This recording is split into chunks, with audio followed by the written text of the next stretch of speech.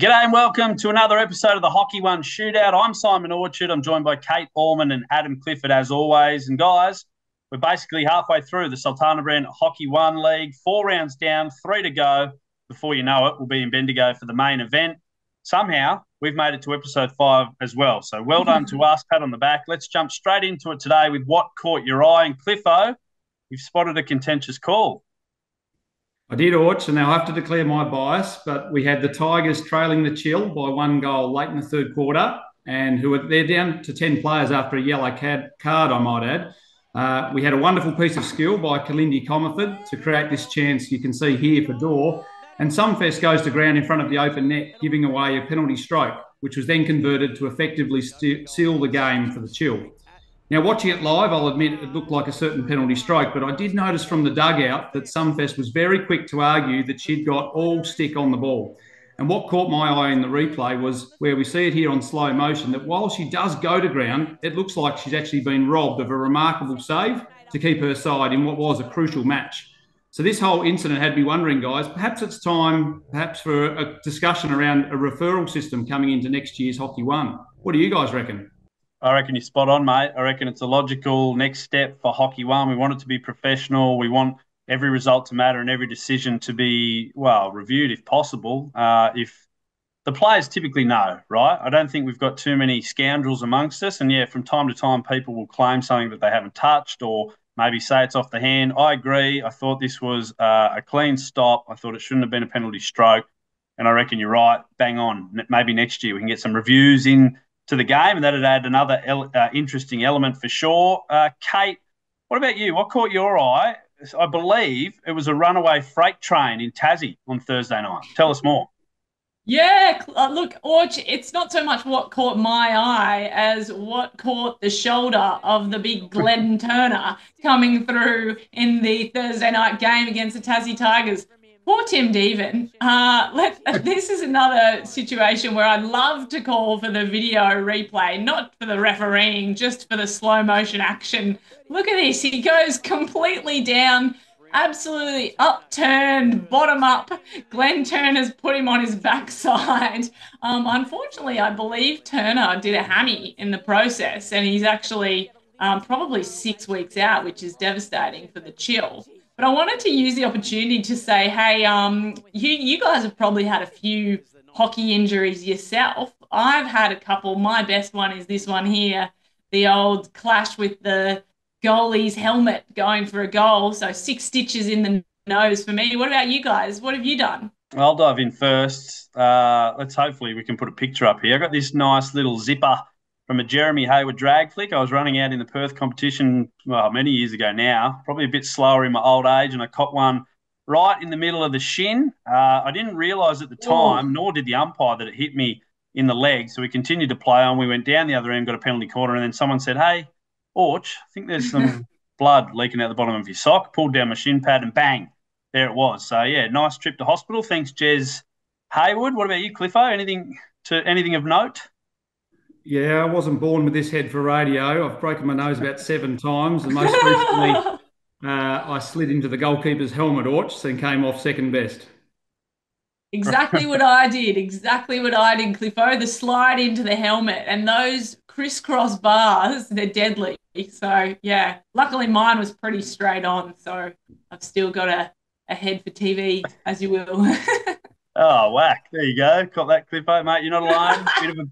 Bit of a boomerang here, bit of side-to-side movement. Copped a tomahawk to the face back when I was a young kid. But anyway, they're war wounds and chicks dig scars, right? Hey, I'll finish this off with what caught my eye this week. And look, I reckon this is a very subtle but very brilliant attacking manoeuvre during the Chill versus Tigers shootout in Hobart down there on Thursday night. And it's Davis Atkins. We've spoken about him a bit.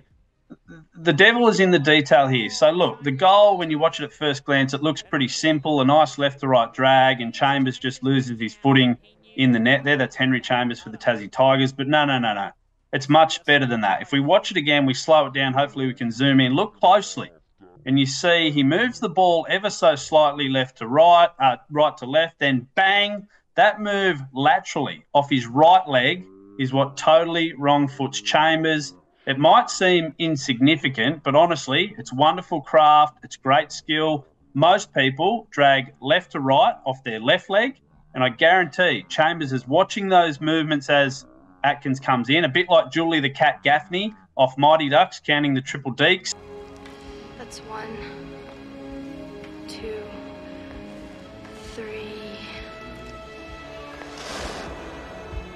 And the wrong foot is what does him. I absolutely loved it by Davis Atkins. It was a wonderful goal. And one last thing, and I know, Kate, you've got an opinion on this as well. This caught my eye from the Blaze Hockey Club Melbourne girls game in round 4. Blaze coach Nikki Taylor looks to be using these numbered cards to deliver penalty corner variations to her team.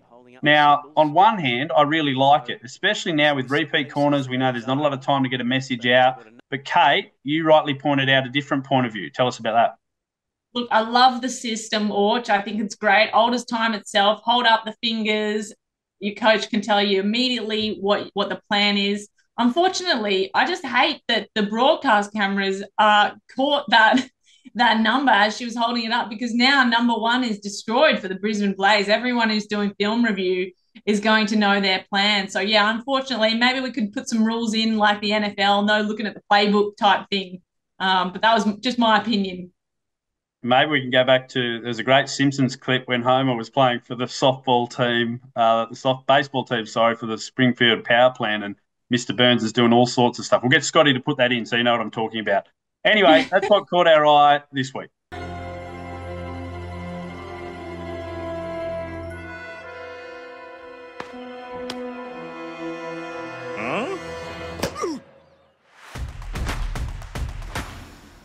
Welcome back to the Hockey One Shootout. Last week, we spoke about rising stars. This week, we're talking bolters. And no, not the beer, so don't get too excited. We're talking about players we think the national team coaches should be looking at for higher honours after 4 rounds of the Hockey One League. Now, look, the Kookaburras, the Australian men's side, they'll play India in 5 tests next month. The Hockey Roos, they won't be back on the pitch until next year.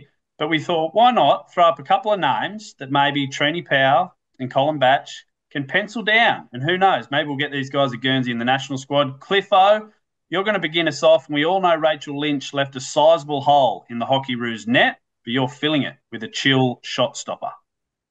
Yeah, I'm all about Renee Hunter, Orch. I just love players with a point to prove, or perhaps with a bit of a chip on their shoulders. And without revealing too much, because my story on Renee's unique journey will go live this week on Hockey One website and socials. But this lady is a seriously high achiever both on and off the field, and she's overcome some serious adversity to have a big impact on this Hockey One. She's really mobile, she's athletic. I got to see and listen firsthand on Thursday night to how she commands her defensive group really well to keep that clean sheet, and I just think she's got all the ingredients to thrive in a high-performance environment. National selectors, make sure Renee Hunter is on your radar. Good call, mate. Great call. You can jump to hockey1.com.au or jump on the Hockey One socials if you want to see that article. By the way, mate, you've been doing a great job with those. So looking forward to reading that about Renee Hunter. Wholeheartedly agree. Now, Kate, I agree with your 2 selections as well, but you've had stock in these 2 girls since the beginning. You're not on the bandwagon. You are the instigator for these girls' success. Tell us about a couple you think could play for the Hockey Roos maybe early next year. Oh, look, Orch, you only have to watch a few minutes of one of these Hockey One shootouts to realise how much I love Grace Young and Hannah Cullum-Sanders. Grace Young from the New South Wales Pride. She's an incredibly strong, smart midfielder, and players just seem to drift away from her when she carries the ball. She's got her head up the entire time, which makes it really hard to defend. And she just uses the ball really cleverly, doesn't overuse skills, but does turn them on when she needs to. And then Hannah Cullum-Sanders, I mean, talking about bolters, she is one. The acceleration on that girl is something it's hard to miss. It's hard to actually catch because she's so fast. But her acceleration skills, I think, would really add up nicely in the Hockey Roos forward line. I think she could connect really well with someone like Grace Stewart with a little more experience. And I think she's got a lot of potential still. So those 2 girls, I reckon they're getting the Guernsey sometime soon. Trini, give me a call. I'll tell you a few more tips if you want to know more. And I'll finish us off with a male name for Colin Batch to have a look at. I'm talking, of course, about Dane Richards from the New South Wales Pride. He's already in the national development squad, so he's been identified. I reckon alongside Dylan Martin and maybe even Jack Hayes, Richards has been one of the main reasons for New South Wales' early season success.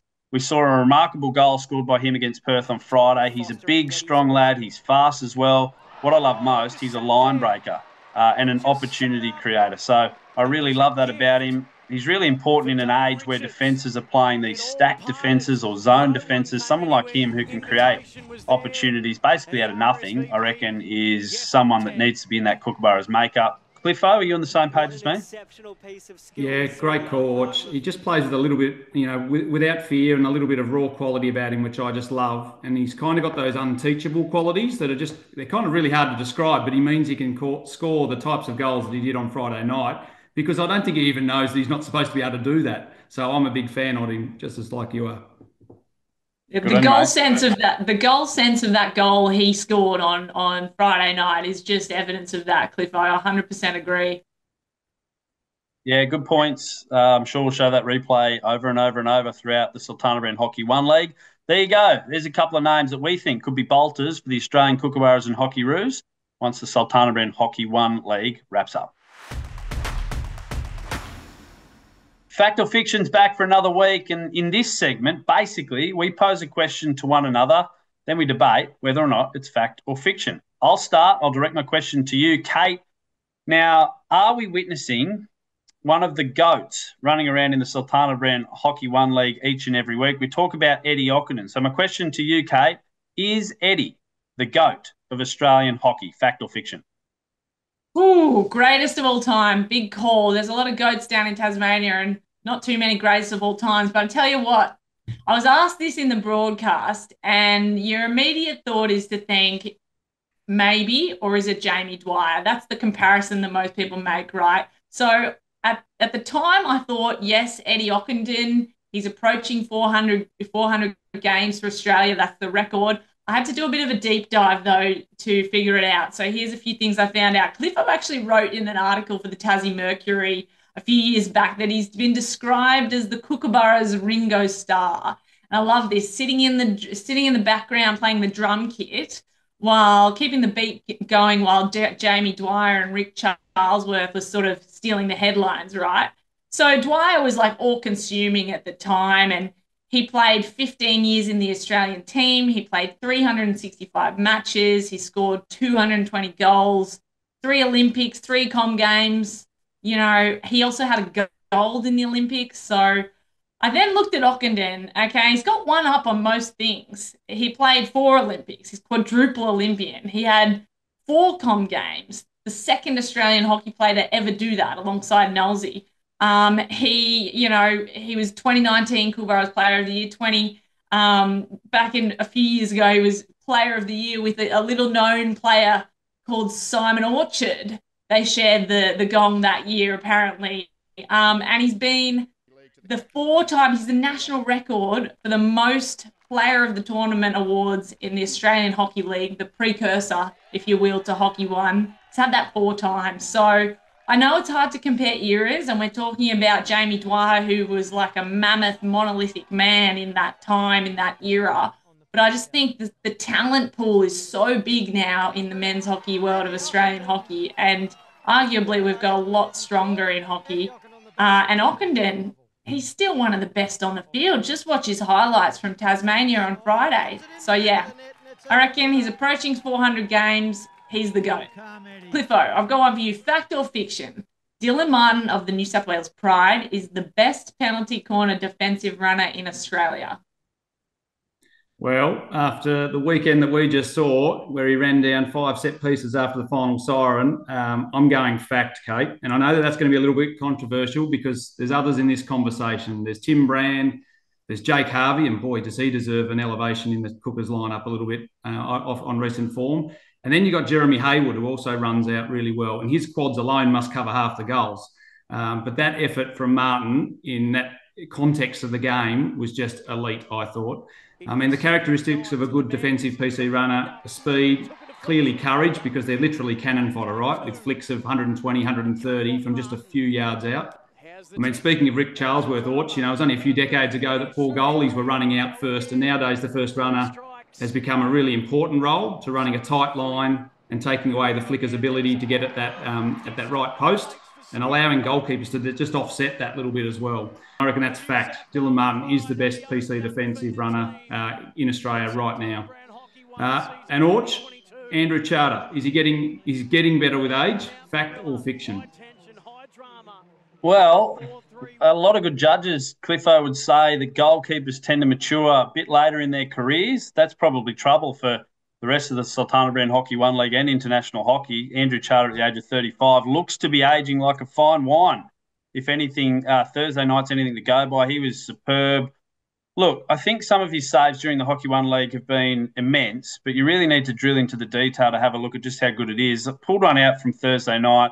I reckon this is the save of the tournament so far. It's a one-on-one with Jack Welch. Jack Welch has him beaten all ends up. It looks like Charter has no chance of getting back into it.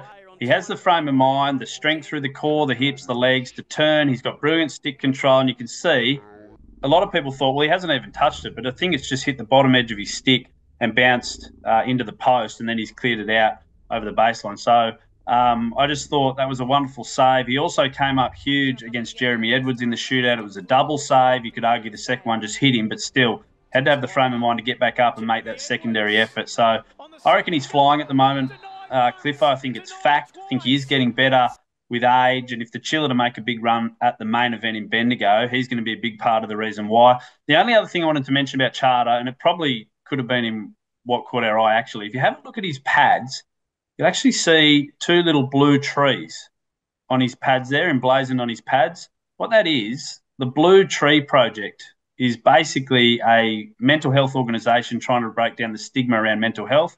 Andrew Charter is an ambassador for them and does a bit of work with them. Essentially, you should look it up. They find dead trees around the country. They paint them blue, and that's to try and instigate conversation about mental health. I think they've got over 800 trees around the country at the moment. So it's a wonderful job. We all need to do a better job of looking after our mates and loved ones. And for Andrew Charter, not only is he doing great stuff on the field, he's doing wonderful stuff off the field as well. So good job to you, my friend. That's fact or fiction for another week. Round 5 of the Sultana Brand Hockey One League commences on Thursday night in Canberra with the Chill hoping to douse the Adelaide Fire. You can catch all the action from 6:30 p.m. local time at both games, as always, on Fox Sports and KO. Kate, you'll be calling those games. What can we look forward to? Yeah, so Canberra and Adelaide, big game for the women's. The ladder is so tight in this women's league. Chiller third place. They're only 5 points ahead of Adelaide. So if the Fire can win this weekend, they're right back into finals contention. On the men's side, unfortunately, the Adelaide men are yet to win a match. So desperation can create opportunities often. And they're facing the Chill, who are gathering pace towards finals. They stunned Tasmania last week, coming back 2 minutes to go when they were 4-1 down and won a shootout against the Tassie Tigers. So they've got their tails up, the Chill. I think it's in for a tight match on both sides. Yeah, I think it's a bit of a banana skin game, potentially, for the Canberra Chill men. We'll wait to see. You can see our tips on the side here. Cliffo, on Friday night, we could have an early preview of the men's final when the Pride battle the Blaze. Two sides full of talent. What can we look forward to in that game? And, of course, the ladies too. Yeah, state of origin, isn't it, in the Sultana Brand Hockey One League, Orch? And it's second against fifth in the women's contest. But the Blaze need to win. They must win. And I actually think that they can steal an upset, guys. But in order to do so, they will need Georgina West to have her eye in, unlike this clip I did see pre-game. And then in the men, both teams sit on 15 points. They've been impressive with their goal scoring. And as you say, Orch, this could be a preview of the grand final in Bendigo. The Pride will be wanting to avoid that Blaze midfield swarm and deny PC opportunities, while the Blaze may need to get comfortable playing with a lot less possession and will have to certainly tidy up their defensive work from that game against HC Melbourne. But both games look absolute crackers, Orch. Yeah, totally agree. We finished it off on Saturday night. The Perth Thundersticks tackled the Tassie Tigers. All four sides coming off losses. It's D-Day for both Tassie teams, I reckon. Losses here, especially for the women, but I think for the men as well. Potentially their seasons could be done. They need to win to keep the dream alive. Make sure you stay involved online with the Hockey One socials. And if you're in town, get on out to a game because the crowds have been fantastic so far this season. That's all from us at the Shootout for another week. Thanks to you, Kate. Thanks to you, Cliffo. Thanks to everyone at home. Hooroo.